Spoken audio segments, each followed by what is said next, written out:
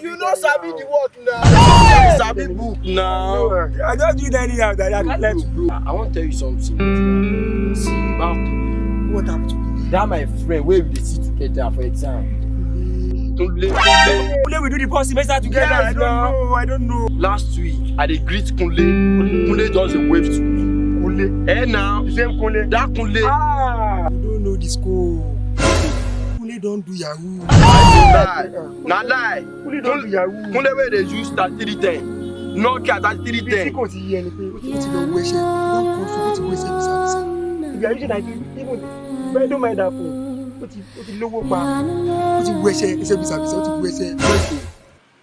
Kunle ó ń lo iPhone 13 báyìí. Kí ló dé? Earlier we realize this, the earlier we realize it, the better it will be for us. You know say you don't know anything. You know Facebook pass me. So my way to me. You know say you don't know anything. You know Facebook pass me. So my way to me.